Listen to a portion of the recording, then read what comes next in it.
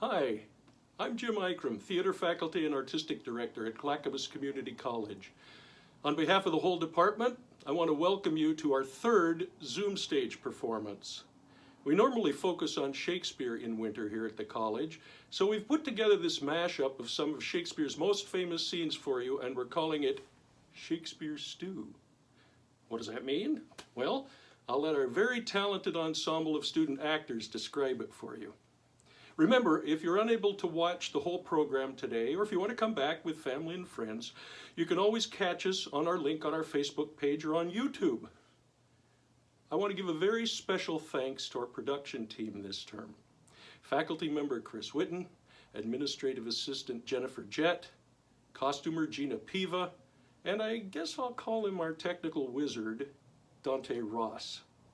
They put together some real magic for you today. So, sit back, grab your favorite beverage and a snack, and enjoy the Bardi Bunch in Shakespeare Stew. Here's the story of a lovely lady who was bringing up three very lovely girls. All of them had hair of gold, like their mother, the youngest one in curls. It's the story of a man named Brady who was busy. Wait. Stop the music. We're not the Brady Bunch.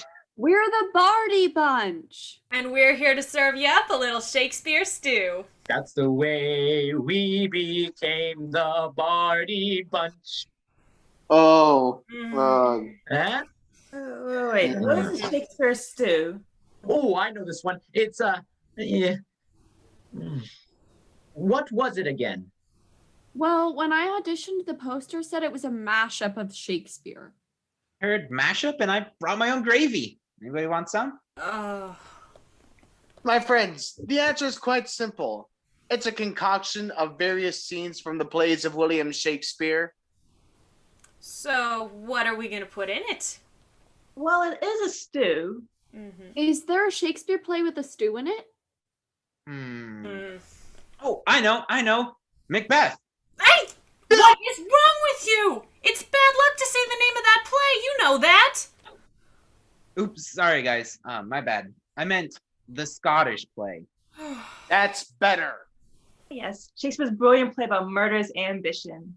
Ah, yes, murderous ambition. That's a good way of putting it. Truman, you're muted. Well, what does a stew have to do with it? Well, in the play, Macbeth is promised by three witches that he's going to be king. Right. And he becomes king after he kills the previous king and his friend Banquo. And once he's king, Macbeth is afraid that someone is going to come and try to steal the throne away from him. So in Act 4, Scene 1, he returns to the Weird Sisters to seek their guidance and look into the future. Well, what does a stew have to do with it? Well, in that scene, the witches are brewing a sort of stew that can summon spirits who can see the future. Oh, dibs on playing Macbeth. I want to play a witch. Oh, same here. Oh, me too. Wait, but can a guy play a witch? Sure. In Shakespeare's day, men played women all the time. I think we're going to get letters about this. Oh, please. What are they going to do? Cancel us? Wait, Touché. but who can I play? Same here. You'll see.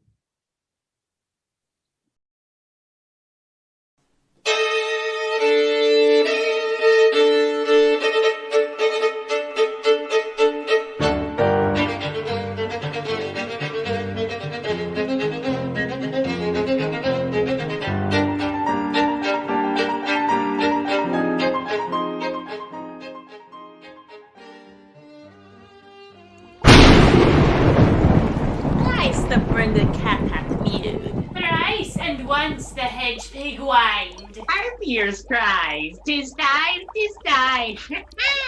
Round about the cauldron go, in the poison entrails throw. Toad within a cold stone, days and nights has 31. Sweltered venom sleeping got, boil thy first in the charmed pot. Double, Double toil toil and and trouble. trouble. Fire, burn, and cauldron bubble. Fillet of a fenny snake in the cauldron boil and bake.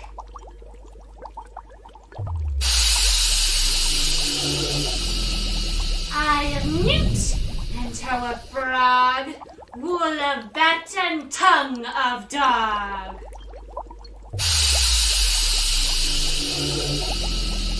Adder's fork and blindworm's sting, lizard's leg and howlet's wing.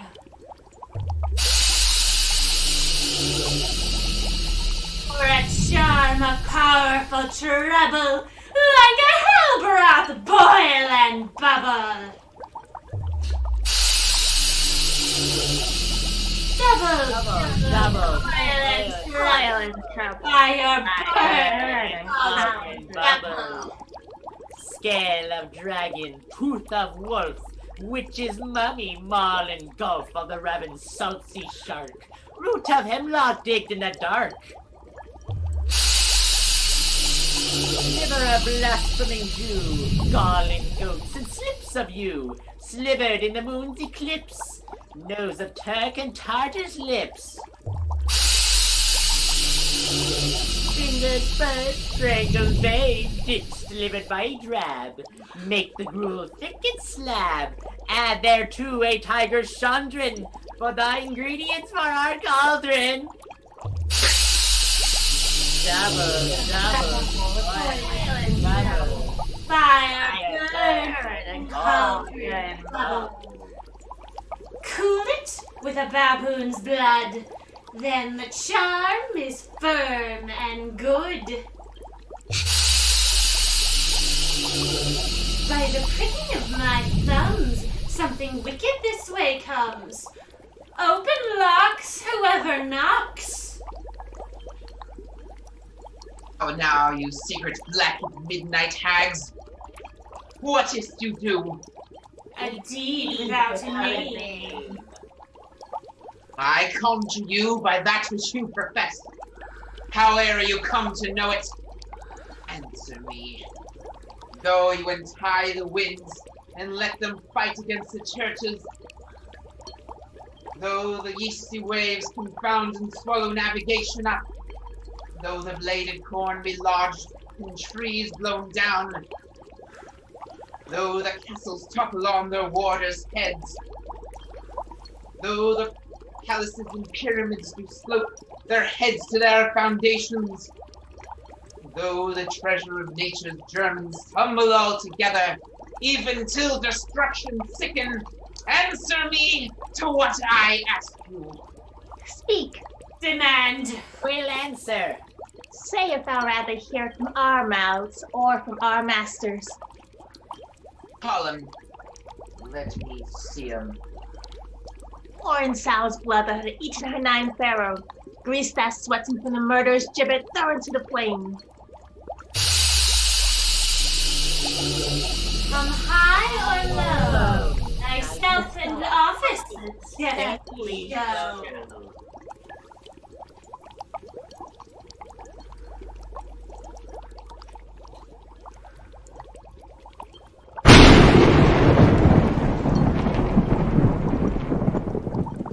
Tell me, thou great and unknown power. He knows thy thought. Hear his speech, but say thou not.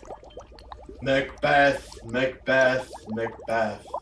Beware Macduff. Beware the Thane of Fife. Dismiss me enough.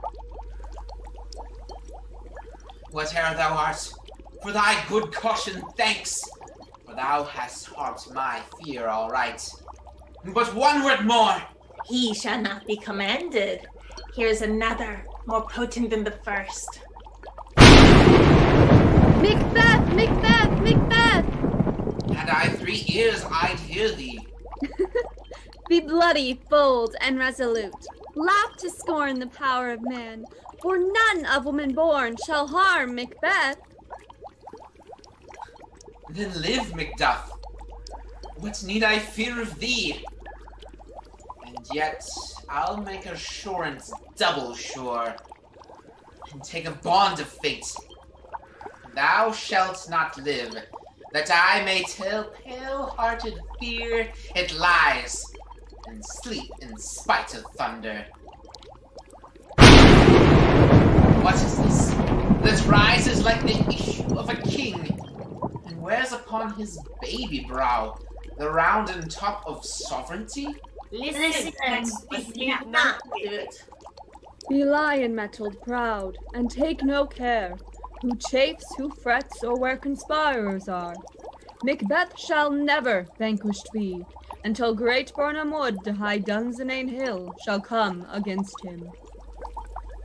That will never be, for who can impress the forest? Bid the wood unfix his earthbound roots.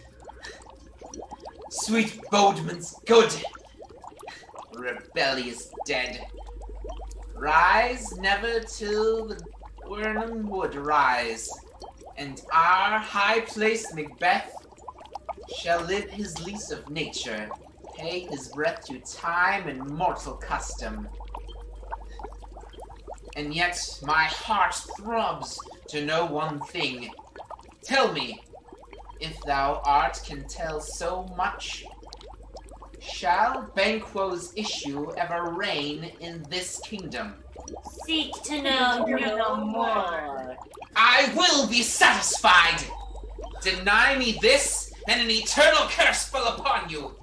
Let me know. Show. Show. Show. Show his eyes and grieve his heart. Come like shadows, so depart.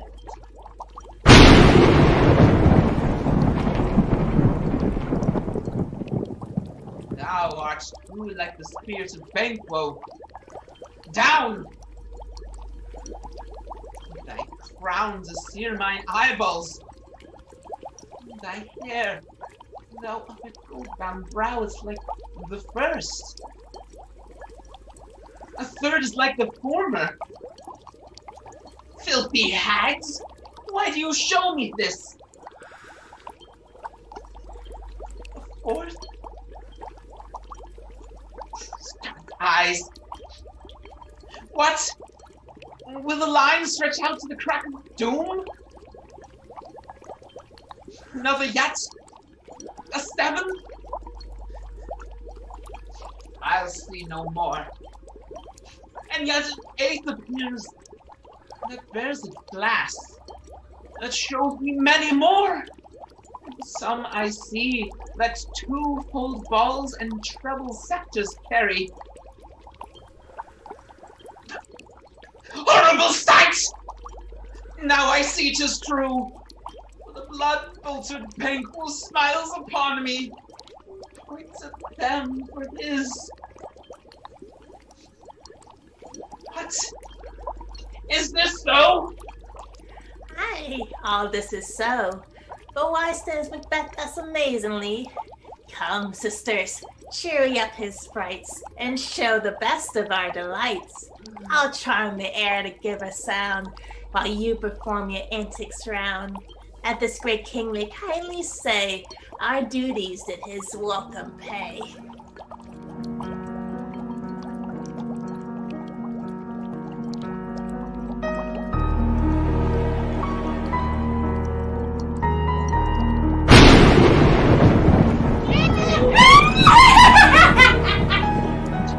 Where are they? Gone?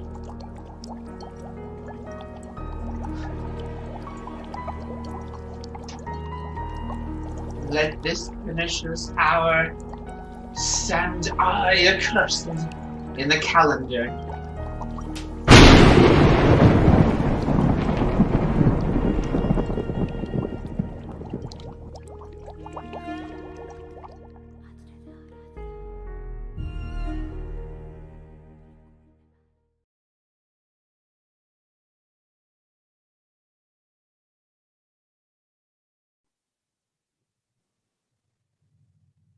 Ian? What is the matter with you? Gross. What? It's just mashed potatoes with the gravy I brought. Ugh. So, what happens to Macbeth? Were the witches right? Well, sort of. They were telling half-truths. Yeah, technically Macduff, who kills Macbeth, wasn't born a woman, but by a C-section. So that's why I was a bloody child. And Macduff's army, that they cut down the Burnham Wood to sneak up on Macbeth's castle to overthrow him and cut off his head.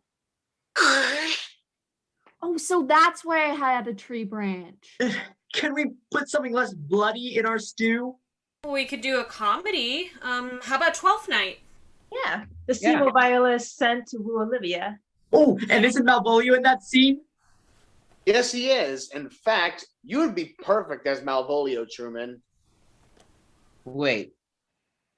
Is Viola a man or a woman? She's all disguised and wooing, and what's going on here? I'm confused. Okay, so for context, back in Shakespeare's day, women were not allowed to be on the stage. So men would play all of the roles, including the women's.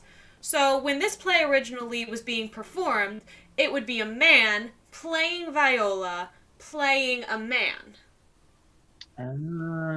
Okay. But why is she disguised as a man? Well, she was in a shipwreck with her twin brother, who she thinks is now dead. Spoiler alert, he's not. And so she decides to disguise herself as a man so that she doesn't get taken advantage of as a woman by herself. So she disguises herself as Cesario and goes to work for the Duke Orsino, who she eventually falls in love with. Yeah, and Orsino, who's in love with Olivia, sends Viola as Cesario to try to convince Olivia to marry him. Okay. I think I'm going to sit this one out if that's all right with everybody. Sure. And since, that little rule doesn't apply today, I'm going to play Viola. Dibs on Olivia. I've already casted Truman as Malvolio, so I'm sitting this one out too. Who can I play? You'll see.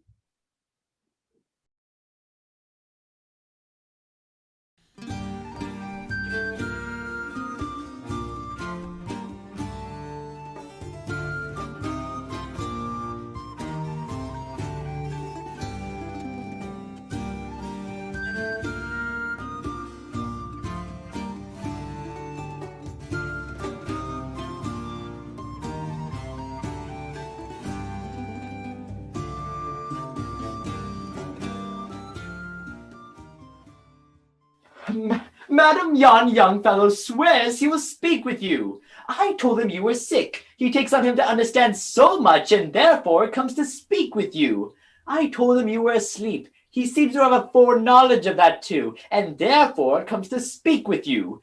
What is it to be said to him, lady? He's fortified against any denial.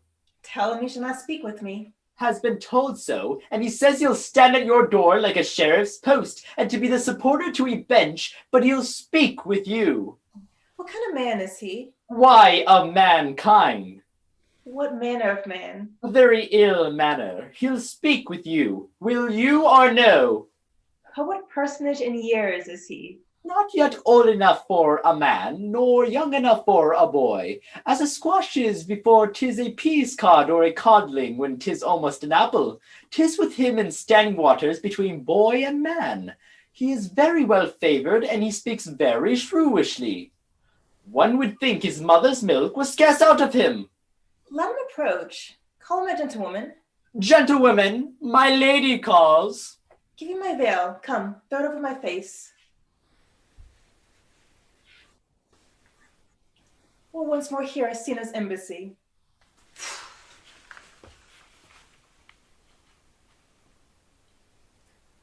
The Honorable Lady of the House, which is she? Speak to me. I shall answer for her. You will. A most radiant, exquisite, and unmatchable beauty. I pray you, tell me if this be the lady of the house, for I never saw her. I would be loath to cast away my speech, for besides that it is excellently well penned, I have taken great pains to con it. Good beauties, let me sustain no scorn. I am very comfortable, even to the least sinister usage. Whence came you, sir? I can say little more than I have studied, and that question is out of my part. Good gentle one, give me modest assurance if you be the lady of the house, that I may proceed in my speech. Are you a comedian? No, my profound heart. And yet by the very fangs of malice, I swear I am not that I act. Are you the lady of the house? I do not usurp myself. I am. Most certain, if you are she, you do usurp yourself. For what is yours to bestow is not yours to reserve.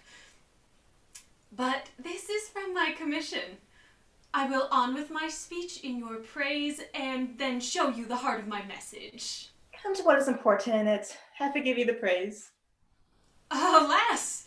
I took great pains to study it, and 'tis poetical. It's more like to be feigned. I pray you, keep it in. I heard you were saucy at my gates, and allowed your approach rather to wonder at you than to hear you. If you be not mad, be gone. If you have reason, be brief. 'Tis not time moon with me to make one so skip in a dialogue. Will you hoist sail, sir? Here lies your way. No, good swabber. I'm to hull here a little longer. Some mollification for your giant, sweet lady. Tell me your mind. I am a messenger. Oh, sure he has some hideous matter to deliver when the courtesy to speak of it is so fearful. Speak your office. It alone concerns your ear. I bring no overture of war, no taxation of homage. I hold the olive in my hand. My words are as full of peace as matter. Yet you began rudely. What are you? What would you? The rudeness that hath appeared in me have I learned from my entertainment. What I am and what I would are as secret as maidenhead. To your ears, divinity. To any others, profanation. Give us this place alone. We shall hear this divinity. Now, sir, what is your text? Most sweet lady. A comfortable doctorate, and much may be said of it. Where lies your text? In Orsino's bosom. His bosom? In what chapter of his bosom?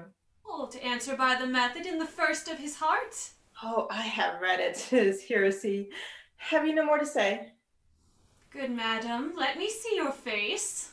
Have you any commission from your lord to negotiate with my face? You are now out of your text. We will draw the curtain and show you the picture. Look you, sir, such a one as is present. 'Tis not well done. Excellently done, if God did all. Oh, 'tis ingrained, sir. 'Twill endure wind and weather. 'Tis beauty truly blent, whose red and white nature's sweet and cunning hand hath laid on. Lady, you are the cruelest she alive, if you will lead these graces to the grave and leave the world no copy. Oh, I would not be so hard-hearted. I will give out divers schedules of my beauty. It shall be inventoried and every particle and utensil labeled to my will, such as item, 2 lips indifferent red, item, 2 gray eyes with lids to them, item, 1 neck, 1 chin, and so forth. Will you send hither to praise me? I see what you are. You are too proud. But if you are the devil, you are fair. My lord and master loves you. Oh, such a love could be but recompensed, though you were crowned the nonpareil of beauty. How does he love me? With adorations, fertile tears, with groans that thunder love, with sighs of fire. Your lord does know my mind. I cannot love him. Yet I suppose him virtuous, know him noble, of great estate, of fresh and stainless youth, in voices well divulged, free, learned, and valiant, and in dimensions in the shape of nature, a gracious person. Yet I cannot love him. He might have took his answer long ago. If I did love you in my master's flame, with such a suffering, such a deadly life, in your denial I would find no sense. I would not understand it. Why? What would you? Make me a willow cabin at your gate, and call upon my soul within the house. Write loyal cantons of condemned love, and sing them loud, even in the dead of night. hallow your name to the reverberate hills, and make the babbling gossip of the air cry out, Olivia! Oh, you should not rest between the elements of air and earth, but you should pity me. You might do much. What is your parentage? Above my fortunes, yet my state is well. I am a gentleman. Get you to your lord. I cannot love him. Let him send no more, unless perchance you come to me again and tell me how he takes it. I thank you for your pains. Fare you well. Spend this for me. I am no feed post lady. Keep your purse. My master, not myself, lacks recompense. Love make his heart a flint that you should love, and let your fervor, like my master's, be placed in contempt. Farewell, fair cruelty. What is your parentage? Above my fortune and my state as well. I am a gentleman. How be sworn thou art. Thy tongue, thy face, limbs, action, and spirit do give thee fivefold blazon. Not too fast. Soft.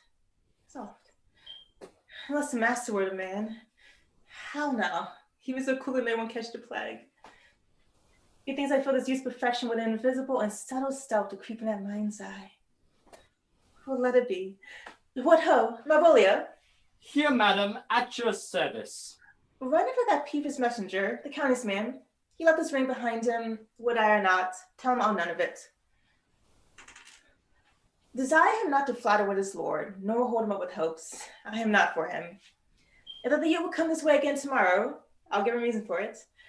Hie thee, Marbolia. Madam, I will. I know not what and fear to find. My eyes too great a flattery for my mind. Fate, show thy force. Ourselves we do not owe, but what is decreed must be. And be this so.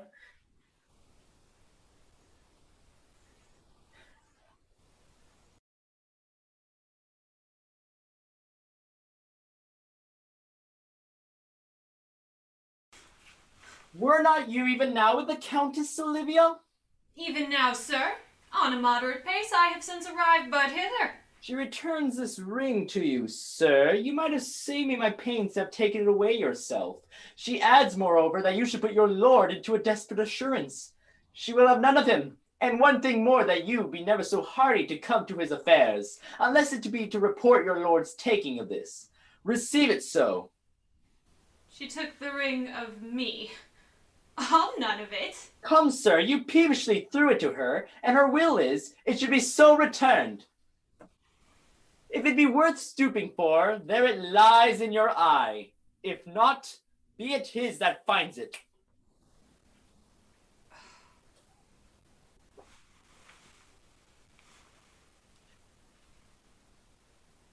I left no ring with her. What means this lady? Fortune forbid my outside have not charmed her. She did make good view of me. Indeed, so much so that methought her eyes had lost her tongue, for she did speak in starts distractedly. She loves me sure. The cunning of her passion invites me in this churlish messenger. None of my lord's ring. Why, he sent her none. I am the man. If it were so, as 'tis, poor lady, she were better love a dream. Disguise. I see thou art a wickedness wherein the pregnant enemy does much. How easy is it for the proper false in women's waxen hearts to set their forms? Alas, our frailty is the cause, not we.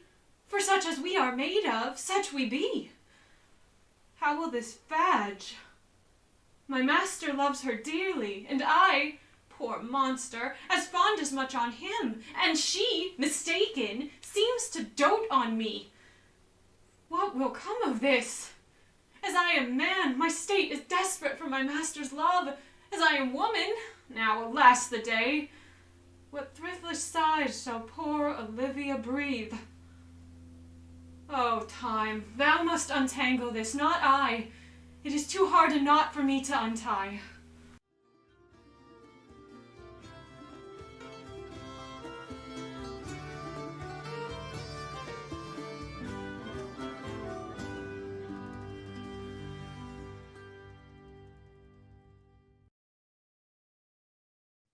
So, what does she mean when she says, "How will this fadge"? Well, we don't use the phrase a whole lot today, but it meant in those days, like, how will this work out? Well, that's exactly what it meant. Truman, you're muted again. Yeah, how will this fadge? Well, like I said before, Viola's twin brother, Sebastian, didn't die in the shipwreck. He ended up in the same town as Viola without knowing it. And Sebastian ends up marrying Olivia because she thinks that he's Cesario. And Viola ends up marrying Orsino. So, did they all live a happily ever after? Everyone but Malvolio. What happens to Malvolio? You'll see. This Shakespeare's all Greek to me. Hey, that's a line from Julius Caesar. Ah, yes, that play has some of the most quotable lines from the world of Shakespeare. Let's put that to us too. Yeah. Doesn't Caesar get murdered? Yeah. Dude, don't you think we're putting too much blood in our stew? Nah, Caesar's the only one who actually gets murdered in this play. Everybody else just died by their own hand. And to be perfectly clear, we're not going to do the scene where Caesar actually gets murdered. Why not take a stab at it? No, but we could do the scene that happens after it. Act 3, Scene 2, the public address. What happens in that scene? In that scene, Brutus and Mark Antony give their famous speeches to persuade the common folk onto each of their sides. Hey, Joe, you seem to know a lot about this play. You should totally play Brutus. Sounds good to me. Hey, I've always wanted to play Mark Antony. I'll do that. Wait, isn't Mark Antony a man? Yeah, what's your point? We just saw a scene where a man would play a woman. So why can't a woman play a man now? That's a sharp new take on it. Wait, what part can I play? Well, you could play a plebeian. What's a plebeian? You'll see. Oh.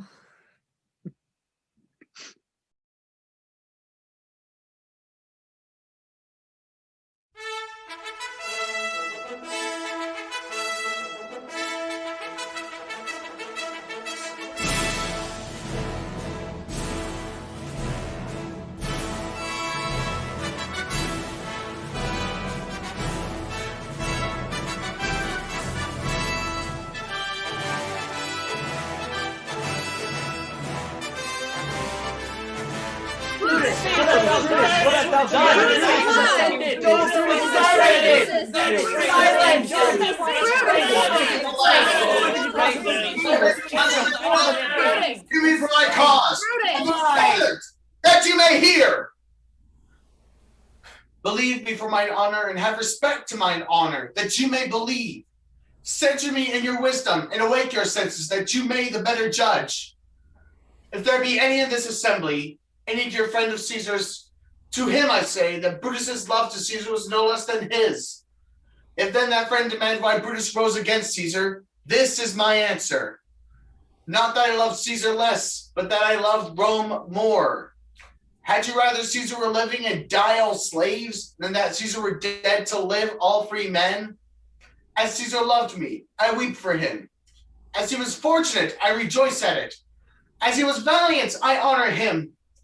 But as he was ambitious, I slew him. There is tears for his love, joy for his fortune, honor for his valor, and death for his ambition. Who is here so base that would be a bondman? If any, speak, for him have I offended. Who is here so rude that would not be a Roman? If any, speak, for him have I offended. Who is here so vile that will not love his country? If any, speak, for him have I offended. I pause for a reply. None, Brutus. Then none have I offended. I have done no more to Caesar than you shall do to Brutus. The question of his death is enrolled in the Capitol, his glory not extenuated, wherein he was worthy, nor his offenses enforced, for which he suffered death. Here comes his body, mourned by Mark Antony, who, though he had no hand in his death, shall receive the benefit of his dying a place in the Commonwealth, as which of you shall not? With this I depart, that, as I slew my best lover for the good of Rome, I have the same dagger for myself, when it shall please my country to need my death. Live, Brutus, live! Bring him with triumph home unto his house. Give him a statue with his ancestors. Let him be Caesar. His better part shall be crowned in Brutus. My countrymen, Peace! Silence! Brutus speaks. Peace, ho! good countrymen, let me depart alone, and for my sake, stay here with Antony. Do grace to Caesar's corpse, grace his speech, tending to Caesar's glories, which Mark Antony, by our permission, is allowed to make. I do entreat you, not a man depart, save I alone, till Antony have spoke. Stay, ho, and let us hear Mark Antony. Let him go up. We'll hear him. Noble Antony, go up. For Brutus' sake, I am beholding to you. What does he say of Brutus? It says for Brutus' sake, he find us beholding to us all. Twill Bessie speak no harm of Brutus here. This Caesar was a tyrant. Nay, that is certain. We are blessed that Rome is rid of him. Peace! Let us hear what Antony can say. You gentle Romans. Peace, ho! Let us hear Mark Antony. Friends, Romans, countrymen, lend me your ears. I come to bury Caesar, not to praise him. The evil that men do lives after them. The good is oft interred with their bones. So let it be with Caesar. The noble Brutus hath told you that Caesar was ambitious. If it were so, 'twere a grievous fault, and grievously hath Caesar answered it. Here, under leave of Brutus and the rest, for Brutus is an honorable man, as are they all honorable men, come I to speak at Caesar's funeral. He was my friend, faithful and just to me. But Brutus says he was ambitious, and Brutus is an honorable man. He hath brought many captives home to Rome, whose ransoms did the general coffers fill. Did this in Caesar seem ambitious? When that the poor have cried, Caesar hath wept? Ambition should be made of sterner stuff. Yet Brutus says he was ambitious, and Brutus is an honorable man. You all did see that on the Lubercal I thrice presented him a kingly crown, which he did thrice refuse. Was this ambition? Yet Brutus says he was ambitious, and sure he is an honorable man. I speak not to disprove what Brutus spoke, but here I am to speak what I do know. You all did love him once, not without cause. What cause withholds you then to mourn for him? O judgment, thou art fled to brutish beasts, and men have lost their reason. Bear with me. My heart is in the coffin there with Caesar, and I must pause till it come back to me. Methinks there is much reason in his sayings. If thou consider rightly of the matter, Caesar has had great wrong. As he masters, I fear there will be a worse come in his place. Mark you his words? He would not take the crown, therefore 'tis certain he was not ambitious. If it be found so, some will dear abide it. Poor soul, his eyes are red as fire with weeping. There's not a nobler man in Rome than Antony. Now mark him, he begins again to speak. O masters, were I disposed to stir your hearts and minds to mutiny and rage, I should do Brutus wrong and Cassius wrong, who you all know are honorable men. I will not do them wrong. But here's a parchment with the seal of Caesar. I found it in his closet. 'Tis his will. Let but the commons hear this testament, which, pardon me, I do not mean to read. And they should go and kiss dead Caesar's wounds and dip their napkins in his sacred blood. Yea, beg a hair of him from memory, and dying, mention it in their wills, bequeathing it as a rich legacy unto their issue. Read the will. We'll hear it, Mark Antony. The will! Have patience, gentle friends. I do not mean to read it. It is not meet you know how Caesar loved you.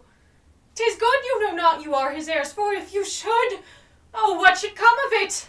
Read the will. You shall read us the will. Caesar's will. You You shall read us the will. Will you be patient? Caesar's will. And will you stay a while? I have o'ershot myself to tell you of it. I fear I wrong the honorable men whose daggers have stabbed Caesar. I do fear it. Honorable men, they were traitors. The will, the testament. They were villains. Murderers. The will. Read the will. You will compel me then to read the will? Shall I descend? And will you give me leave? Come down. Descend. You shall have leave. If you have tears, prepare to shed them now.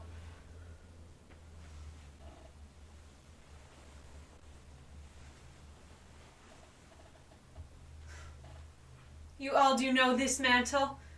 I remember the first time ever Caesar put it on. 'Twas on a summer's evening in his tent. That day he overcame the Nervi.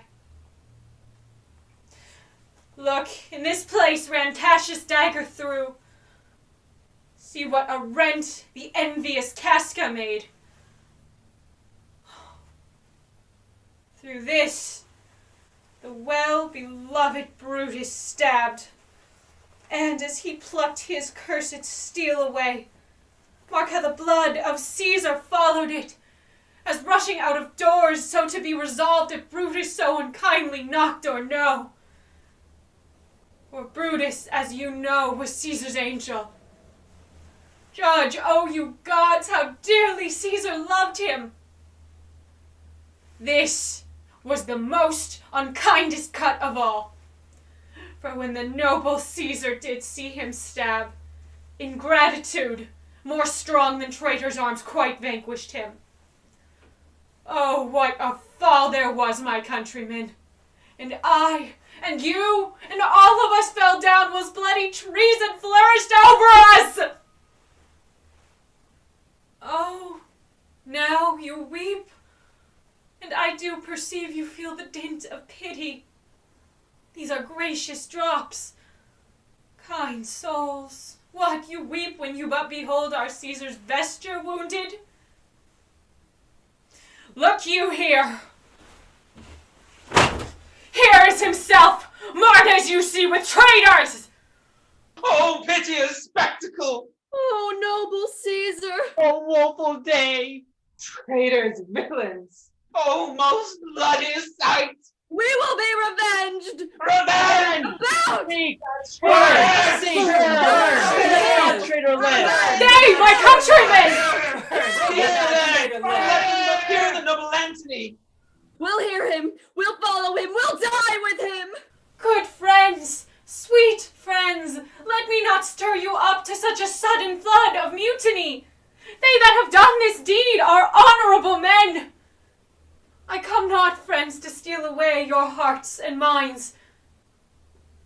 I am no orator, as Brutus is, but as you know me all, a plain, blunt man that love my friend. That they know full well that gave me public leave to speak of him. But were I Brutus, and Brutus Antony, there were an Antony would ruffle up your spirits and put a tongue in every wound of Caesar that should move the stones of Rome to rise and mutiny. Will mutiny! Will burn the house of Brutus! Come, seek the conspirators! Yet hear me, countrymen! Yet hear me speak! Peace! Hear Antony, most noble Antony! Why, friends, you go to do you know not what. Wherein hath Caesar thus deserved your loves? Alas, you know not. I must tell you then. You have forgot the will I told you of.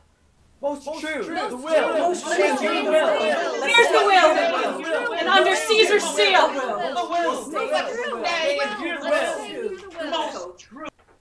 To every Roman citizen he gives, To every several man, 75 drachmas! Most noble Caesar! Oh, Revenge royal is Caesar! death! Take hear me with patience! These foe! Moreover, he hath left you all his walks, his private arbors and new planted orchards on this side Tiber. He hath left them you and to your heirs forever. Common pleasures to walk abroad and recreate yourselves. Here was a Caesar. When comes such another? Never, never! Come, away, away! We'll burn the body in the holy place, and with the brands, fire the traitors' houses! Go fetch fire! Plug down benches! Plug down benches! Plug down benches! Plug down benches!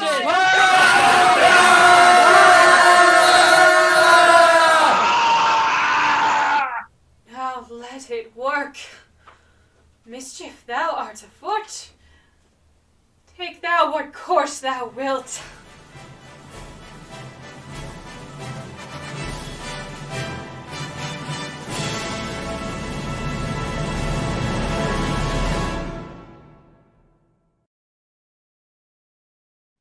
So, who was really right? Who wins the argument? Well, nobody won the argument, but we do have a civil war near the end of the play. Well, technically, Mark Antony won the crowd, which started the Civil War, and he ends up winning the war.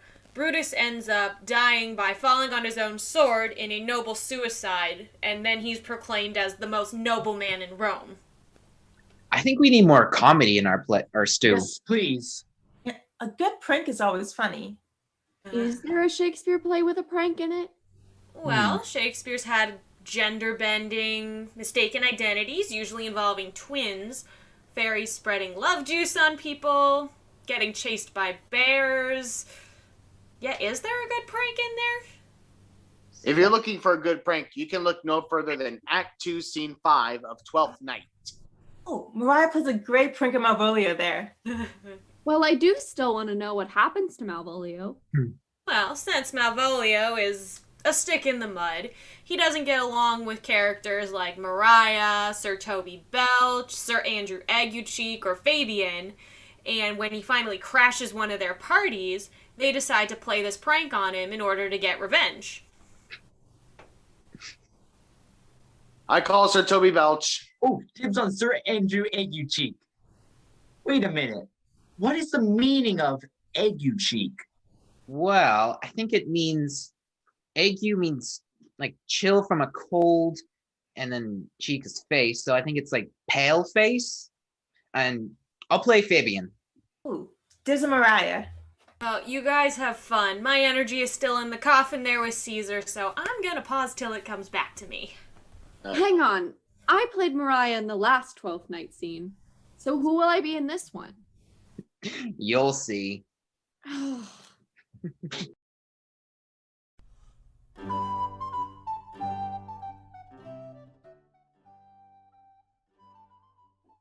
that way, Senor Fabian! Nay, I'll come. If I lose even a scruple of this sport, let me be boiled to death with melancholy. Wouldst thou not be glad to have the miserly rascally sheep biter come by some notable shame? I would exult, man. You know he brought me out of favor with my lady about a bear baiting here. To anger him, we'll have the bear again, and we'll fool him black and blue, shall we not, Sir Andrew? And we do not. It is pity of our lives. Here comes the little villain. Oh, now, my medal of India. Get down to the box tree. Malvolio's coming on this walk. He has spent a yawner in the sun practicing behavior to his own shadow this half hour. Observe him, for the love of mockery, for I know this letter make a tentative idiot of him. Close, the name jesting. Lie thou there, but here comes the trout that must be caught with tickling.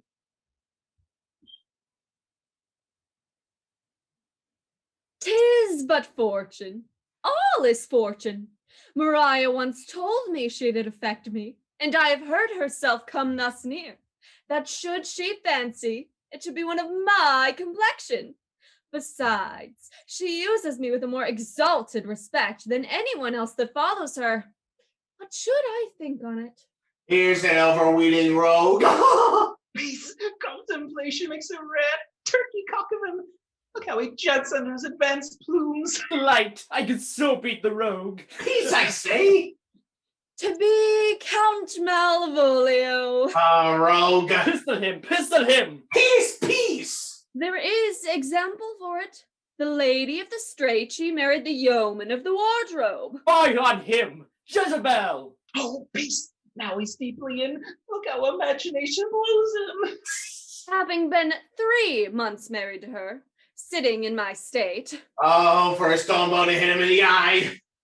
Calling my officers about me in my branched velvet gown, having come from a daybed where I left Olivia sleeping. Fire and brimstone. Oh, peace, peace. And then to have the humor of the state, and after demure travel of regard, telling them I know my place, as I would they should do theirs, to ask for my kinsman Toby. Bolts and shackles. Oh, peace, peace, peace. Now. 7 of my people, with an obedient start, make out for him. I frown the while, and perchance wind up my watch, or play with some rich jewel. Toby approaches, curtsies there to me. Shall this fellow live? Though our silence be drawn to us with cars, yet peace. I extend my hand to him thus, quenching my familiar smile with an austere regard of control. And does not Toby take you a blow in the lips then? Saying, Cousin Toby, my fortunes having cast me on your niece, give me this prerogative of speech. What? You must amend your drunkenness. I'm scabbed! Nay, patience. We'll break the sinews of our plot. Besides, you waste the treasure of your time with a foolish knight. That's me. I warrant you. One Sir Andrew. I knew 'twas I for many to call me a fool. What employment have we here? Now is the woodcock near the gin. Oh, peace! A spirit of humor intimate reading aloud to him! By my life, this is my lady's hand. This be her very C's, her U's, and her T's.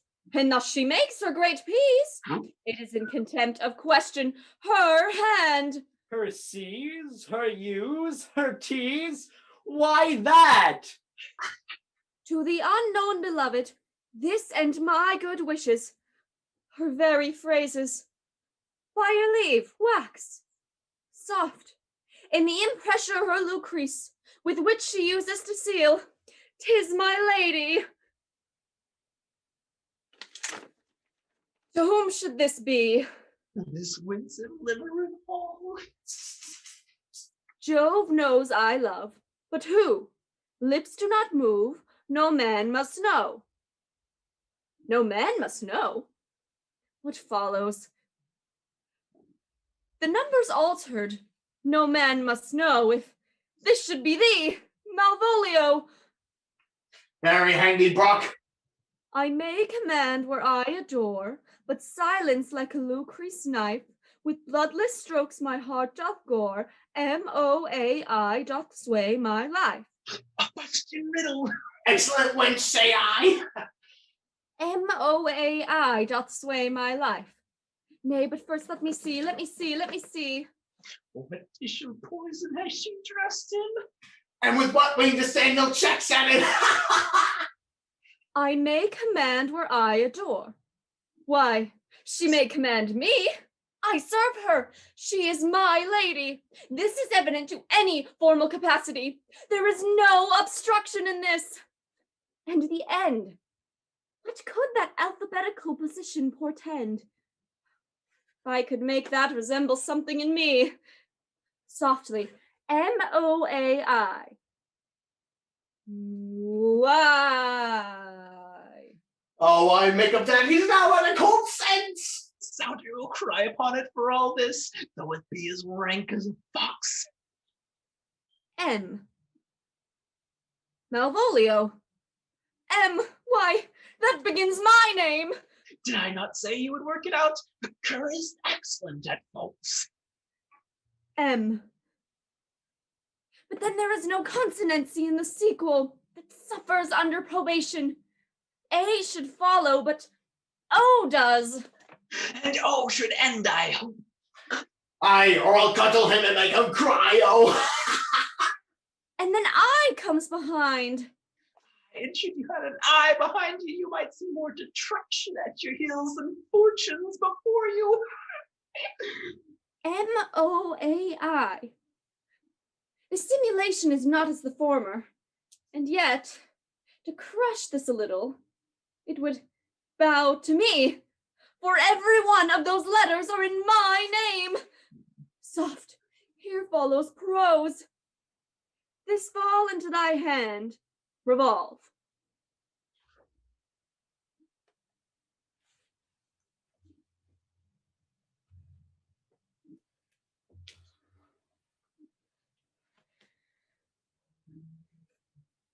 In my stars I am above thee, but be not afraid of greatness. Some are born great, some achieve greatness, and some have greatness thrust upon them. Thy fates open their hands, let thy blood and spirit embrace them, and, to inure thyself to what thou art like to be, cast thy humble slough and appear fresh. Be opposite with a kinsman, surly with servants. Let thy tongue tang arguments of state. Put thyself into the trick of singularity. She thus advises thee that sighs for thee. Remember who commended thy yellow stockings and wished to see thee ever cross-gartered? I say, remember. Go to, thou art made if thou desirest to be so. If not, let me see thee a steward still, the fellow of servants and not worthy to touch fortune's fingers. Farewell, she that would alter services with thee, the fortunate, unhappy. Daylight and champion discovers not more. This is open. I will be proud. I will read politic authors. I will baffle Sir Toby. I will wash off gross acquaintance. I will be point devise the very man. I do not now fool myself to let imagination jade me, but every reason excites me to this, that my lady loves me. She did commend my yellow stockings of late. She did praise my leg being cross-gartered, and in this manifests herself to my love, and with a kind of injunction drives me to these habits of her liking. I thank my stars. I am happy. I will be strange, stout, in yellow stockings and cross-gartered, even with the swiftness of putting on. Jove and my stars be praised. Here is yet a postscript. Thou canst not choose but know who I am. If thou entertainst my love, let it appear in thy smiling. Thy smiles become thee well. Therefore in my presence still smile, dear my sweet, I prithee. Jove, I thank thee. I will smile. I will do everything that thou wilt have me. Mwah.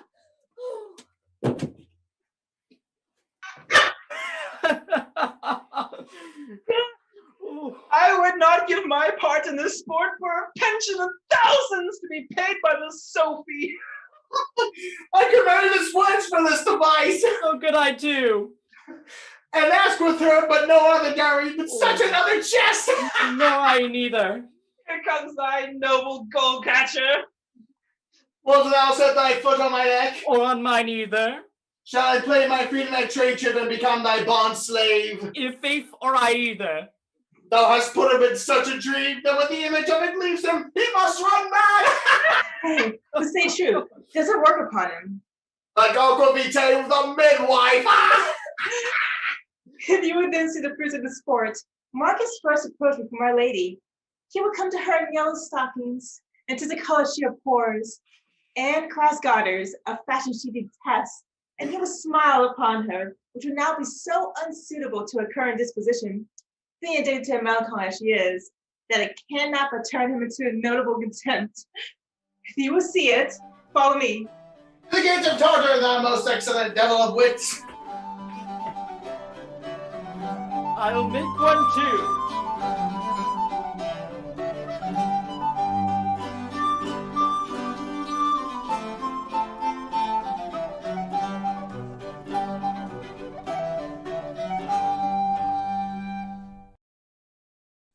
That was a mean trick. Yeah, you should see what happens next. What happens next? Well, Malvolio shows up in front of Olivia wearing the yellow stockings and the cross garters and smiling like a crazy person. And since Olivia isn't in on the joke, she thinks he's a crazy person and she throws him in a madhouse. That's awful. Comedy's cruel. Oh, don't worry. They let him out and he comes back in the end and swears revenge on the whole pack of them. Well, does he get his revenge? No. But all the couples get married. Including Sir Toby and Mariah. Yeah, they get married because of the prank. All's well that ends well. And speaking of endings, We hope you enjoyed our tasty Shakespeare stew. I'm Abby. I'm Anna. I'm Joe. I'm Ian. I'm Morgan. I'm Truman, and we're The Brady Party Bunch. Thank you guys for supporting the CCC Theater Department. We really appreciate it. Keep supporting us, and maybe next time we'll bring ya a little Shakespeare pie. Good night. Good night. Parting is such sweet sorrow. And if they missed it tonight, Tell your friends. You can see it tomorrow. Bye. Bye. bye. Hi, Jim Ikram again here. If you would like to donate to our theater program, please follow the link that you see appearing on your screen now. Once again, thanks for attending Shakespeare Stew, and we'll see you next time. Bye now. Zoom meeting by Smarty Uesaka.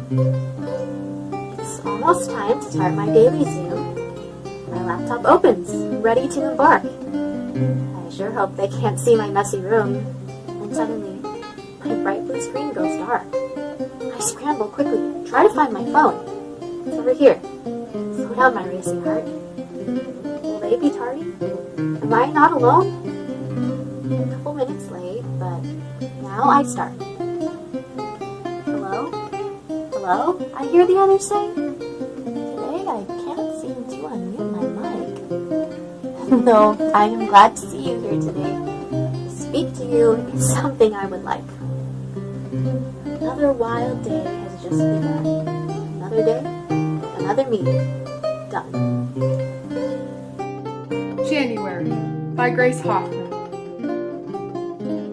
The way I feel for you cannot be real. It's hard and fast and unlike any other. Connection fills my soul deep, and I feel I am dove flying away from mother.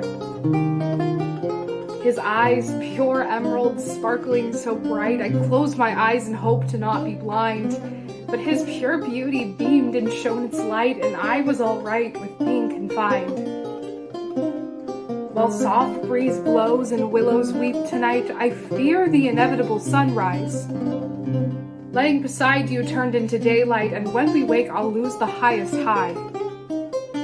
Hold me closer as the night grows cold, and heat my heart as we only grow old. Thank you.